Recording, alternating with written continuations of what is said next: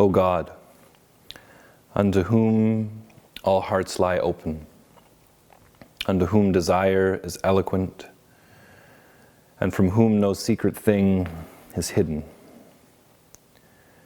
Purify the thoughts of my heart by the outpouring of my Spirit, that I may love you with a perfect love and praise you as you deserve. Amen. Well, the third thinker we're going to discuss in this course is the anonymous author of The Cloud of Unknowing. While this book was largely unnoticed in history, it became the centerpiece of the modern contemplative movement in the 1970s, when the Trappist monks Thomas Keating, William Menninger, and Basil Pennington used it as the foundation for the centering prayer practice many of you will be familiar with today. The Cloud is written by an advanced practitioner of contemplative prayer to a novice just beginning the practice. Now, very little is known about the author or the novitiate to who it is written, or the circumstances surrounding either. We do know, however, that the book was written in Britain, in Middle English, during the 14th century. So this makes it significantly later in history than either Pelagius or Eriugena, and as such it reflects in many ways the Roman Church more than the Celtic Church. Now, of course, the Celtic Church was always part of the Roman Church anyway, despite the differences both real and imagined by modern minds. I'm going to make my case during the lectures which follow for why I believe the Cloud reflects a continuation of the Celtic spirit in a time, place, and language which is arguably more Anglo-Saxon than Celtic. We will see the debate of faith versus works and look back to Pelagius. We will see the cosmology and philosophy of time and the spiritual world and look back to Eriugena. Now, I believe, only through my own careful reading and without any concrete evidence, that the Cloud represents an element of Celtic teaching and practice carried either in secret or perhaps more likely simply unknowingly from the days long past and into the late Middle Ages. It is written anonymously, as heresy was a deadly thing to be accused of at the time, and the radical nature of what it teaches had already gotten Meister Eckhart into a great deal of trouble. So, for the purposes of this course, we will consider the Cloud to be a continuation of the Celtic spirit, alive in the people who were still Celtic by blood and family, even if they spoke and worshipped like Anglo-Saxons. Now, to share with you a little bit about my own personal experience, the Cloud has been a foundational text in my own Christian life. I actually bought it a couple years before I ever read it, in a shopping spree of random Christian mystics when I was first starting out. I just really liked the name. I read a couple of pages and I didn't understand it at all, so I put it down and forgot about it. And a couple years later, I was listening to a Richard Rohr talk on YouTube, and he mentioned the Cloud. And I looked over to my shelf and I realized it was sitting there staring back at me, waiting for me. I picked it up and I read the whole thing cover to cover in one shot, and it changed my life right then and there.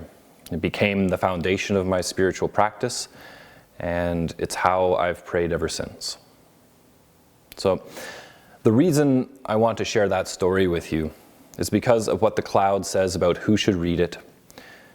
The author warns very plainly that the book is not meant for everyone, but only those who have been called by grace to contemplation.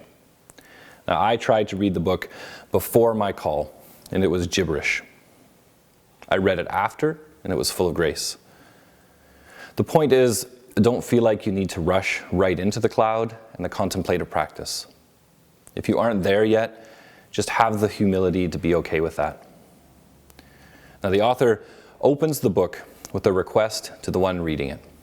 This is their words. They said, "Whoever you are possessing this book, know that I charge you with a serious responsibility, to which I attach the sternest sanctions that the bonds of love can bear.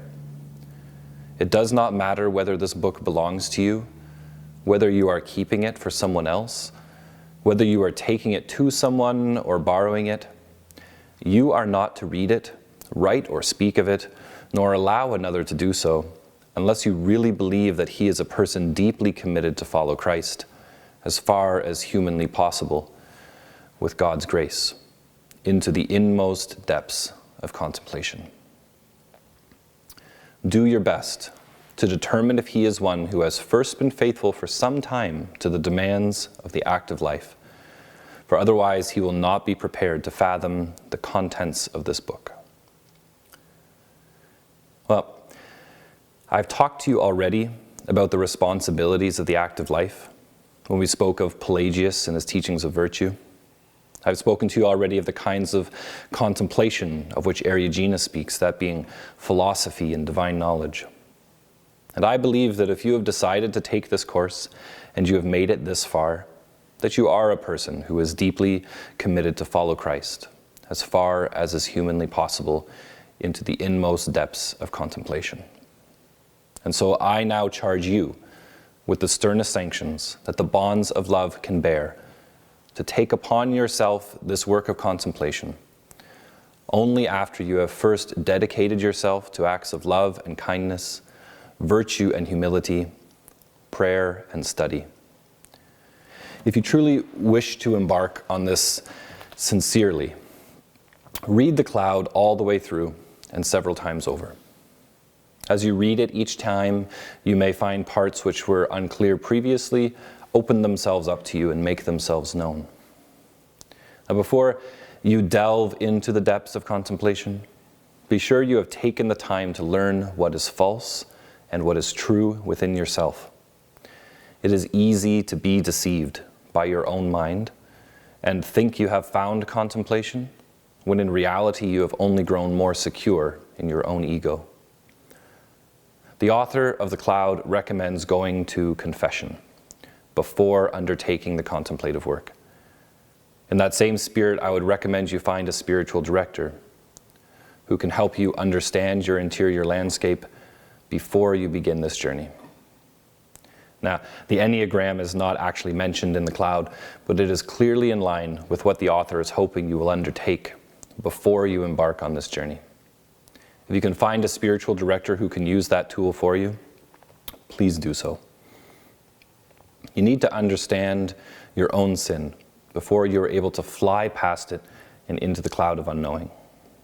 This is why, as Eriugena so rightly pointed out, Peter arrives at the tomb before John. We need to have gone through the path of action and faith before we can properly navigate the path of knowledge and contemplation. I will go into more detail about that later, but for now, please understand that this warning is not something foolish that wise modern minds can ignore. It is essential to the contemplative life, and without meditation on the nature and condition of your soul, you will deceive yourself in this work.